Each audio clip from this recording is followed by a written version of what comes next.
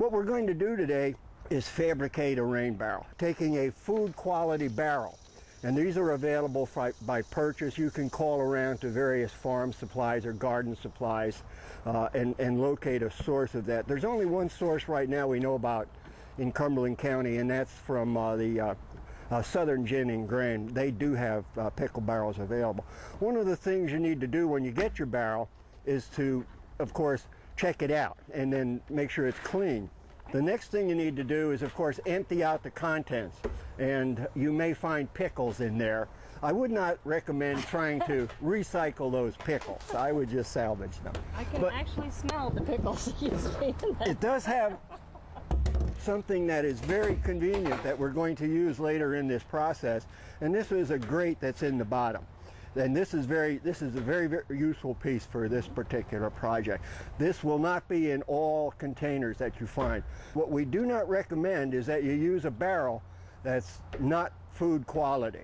They do make these to hold corrosive chemicals. I wouldn't recommend trying to recycle that barrel into a rain barrel. If you have a problem with making sure that it's sterile, a 5% Clorox solution will definitely clean the interior of this barrel out. There's several things that you need to have associated with the rain barrel. The first thing would be an overflow. When your barrel's full of water, then you want to have some place for the water to go. So we're going to put in an overflow. The next thing we're going to install is a spigot so that you actually can tap the water that's inside of it. And we'll cover that. And that will go about down here. I'll explain why the height is important. And also what we'll put in today is a drain. If you want to drain it, then you can put a drain in the bottom. Well, I'm excited to get started on this Great. project. All right. The trouble with the old wooden rain barrels is usually they acted also as a mosquito magnet. Yes. Absolutely. Well, we're going to do things today that will preclude that noxious problem. Yes. All right. The things I want to cover is we do have a couple of things here that are available. One is we do have a parts list that's available from the Botanical Garden. It'll also be on this site when you look at this tape. You need a few tools, but not very many. You need something to cut screen with, and that's a pair of shears and a pair of scissors. We do have other parts. You need screening. This is available very economically, and that's actually going to cover this barrel to keep mosquitoes out. Aha! There you go. And in addition to that, if you do have a problem with mosquitoes, it's always possible just to use what's known as a mosquito dunk. You can drop that in your barrel. It consists of a floating device that has Bacillus thuringiensis in it. That's a benign substance. That doesn't make the water harmful, and you can still use it for plants. It's a benign, but it will kill mosquito larvae. The other tools that you need is you need what's called sealant or goop. Goop does the job of keeping the thing watertight. And then you need a few other things. This is the overflow spigot. This is a different type. I'll explain that in a minute. You do have a faucet. Now you can buy faucets that are plastic. And I've tried rain barrels with the plastic faucets, and they don't do as good a job. And the reason they don't is this has to be very tight. By having the metal with the threads on it, they actually cut their way into the barrel and make a much tighter seal. And we're going to work on the heights that we want to work on. And the first thing we're going to put in is going to be our overflow drain. And these are small. This is 1/2 inch, and this will take a normal garden hose just attached on it. Now this is a low pressure location. In other words, the volume of water at this height in the barrel is going to be really low pressure. The only time you're going to have excessive flow is in a heavy rainfall with more water being collected. Okay, so it can be straight, and some people don't like that appearance, so you can also have it when it's at an angle so that the hose drops down straight. We're going to use the down one because that makes it easier. Now, what you have to think about when you're going to position this one, Debbie, is that where do you want that overflow hose to go? What we don't want is water coming out of the barrel and dropping straight down. That'll cause erosion around the barrel. When this thing's full of water, it has the potential to weigh pretty close to 500 or 600 pounds. And that could be a dangerous thing if it tips over on a child or somebody that's walking. It would be potentially dangerous for me if I were standing next to it and it fell on me. Now it gets thrilling and exciting. Because we're going to drill a hole, and we've decided that we want this drain hole to come off the side. So we're going to put a hole right about there. Okay, now I go Just hold it level. Yep. Okay.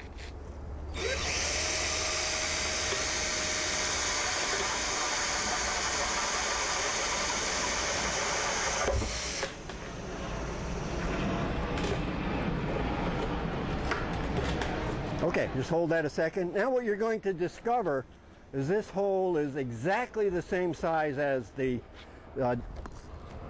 tap we're going to put in. What that means is it's probably going to be too tight. And the reason for that is we want to have as snug a fit here as possible. And so we're going to rasp this out slowly so that we have it exactly the right size. So I'm going to swap out your bit. This is called a rasp. And now you're going to just shape that hole very slowly and make it a little bit bigger. I'll take that spigot from you. There you go. Just put it in there, roll it around.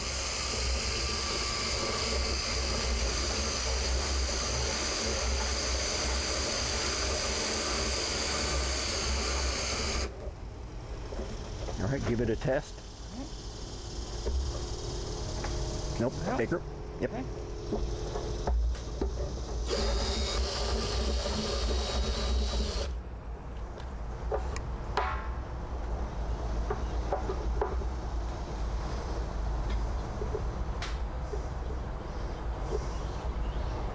I think you've got it. All right. That has to be tight. Okay. That keeps you from having problems in the future. So now what we're going to do with this is we're going to put some goop on it. Okay. And so I'm going to just put that on there. Yeah, that way you keep your gloves reasonably clean. There you go. Now see if you can screw that baby in there.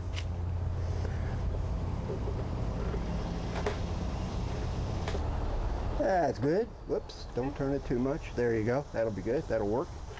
We're going to put a little goop on the inside. There you go. And now you're going to put the lock nut on it.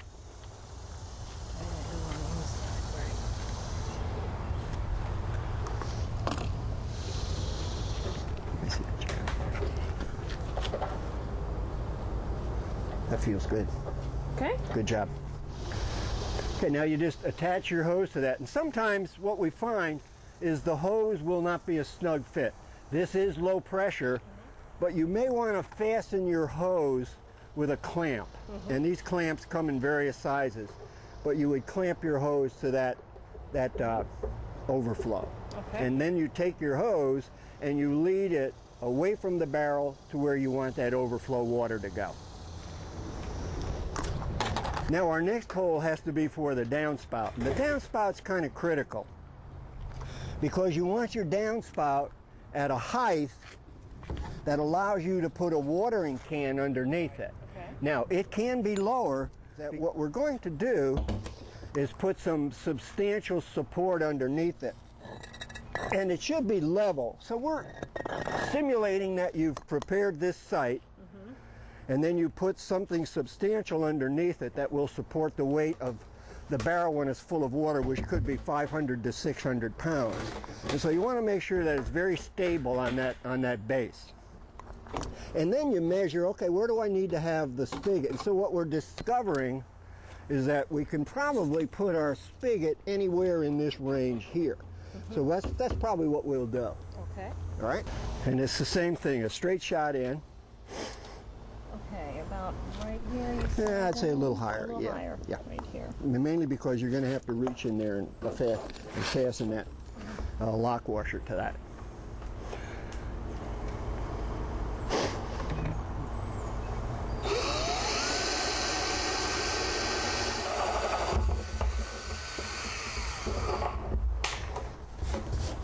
Okay. Thank you. Now this is going to have to be rasped also. So we've got our faucet somewhere. Right here. Okay. And so we're once again going to get an idea of how much rasping we have to do to make that fit tight. Okay. And you can see that this one here is very critical because we want to cut nice grooves in there that'll hold it nice and snug.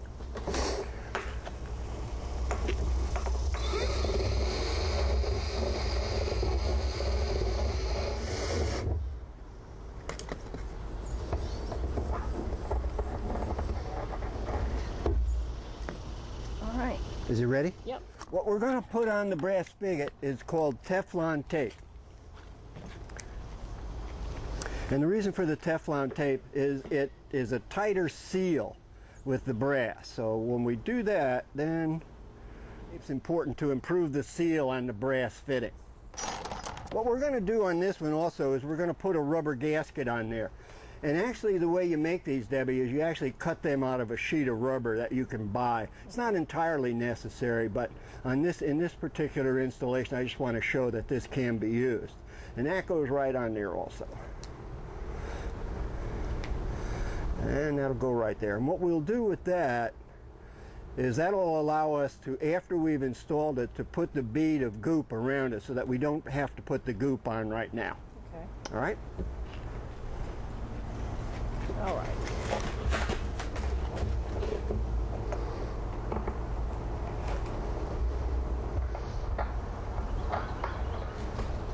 That's good. Yep. That is good. Don't turn, don't back it. No, just right like that. All right. That'll work. Okay. Now, what we'll do here is we'll add some goop behind this rubber seal. And gradually that thing will settle back against there and that goop will hold it tight and it won't be quite so obnoxious. But we are going to goop the inside.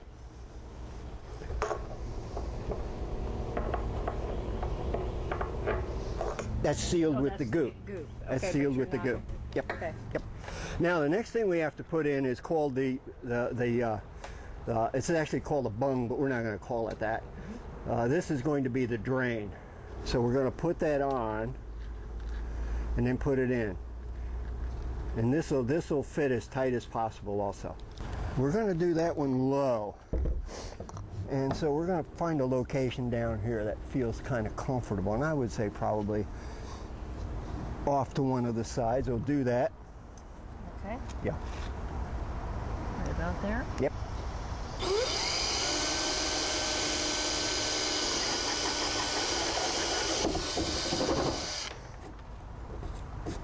This is not 100% necessary. If you feel that you are not going to have a problem with that much water, although that much water would probably be pretty close to 20 gallons, and when you're talking about that much, that could be as much as 200 pounds of water in there. So it's still a lot of water in the barrel, but this allows you to drain it should you have to move it or make repairs to it.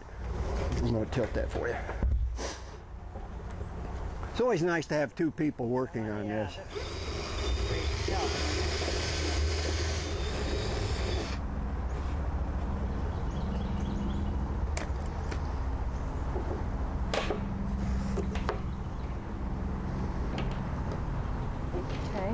How's it feel? Pretty good? Yep. All right. Now I'm going to show you what you have to do with this one here, Debbie, is because this is such a short stem, we're going to put this cap on there. This is also the cap that blocks the drain, and that'll make it easier to turn it in. But we're going to put a little bit of goop on there as we do that. I got it.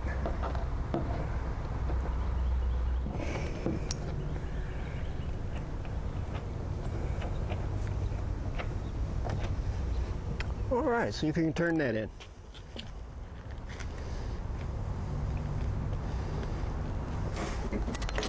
That's good. Yep. Now the only other thing you need to do with that bottom drain is actually what you have to do is put the barrel down and have somebody actually go in and put the lock washer on there. We're not going to do that today. Now what we have to do is close the barrel up. And essentially the way we're going to do that is we're going to use this piece of material here that was graciously given us by the company that processed the food in this barrel. But now you have to cut this to size. And we do that with a pair of scissors. So we're going to cut it so that it fits about along that perimeter there. And that's so that it stays inside the threads on the lid of the barrel.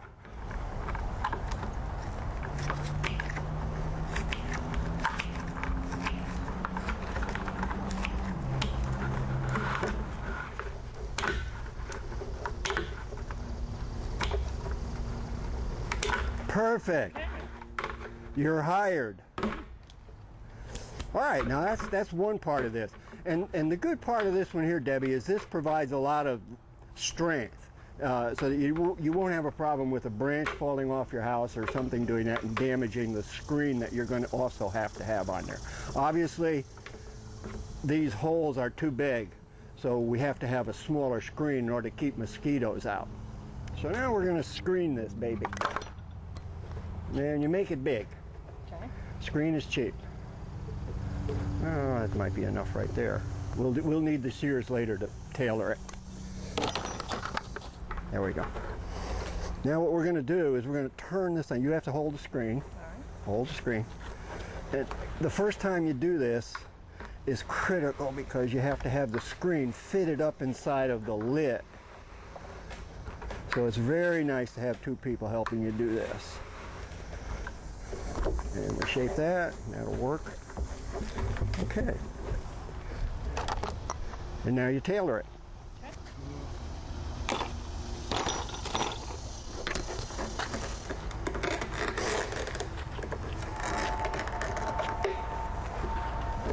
The cost of something like this would be about $20 to make a barrel like this. To buy a custom-made rain barrel is $150.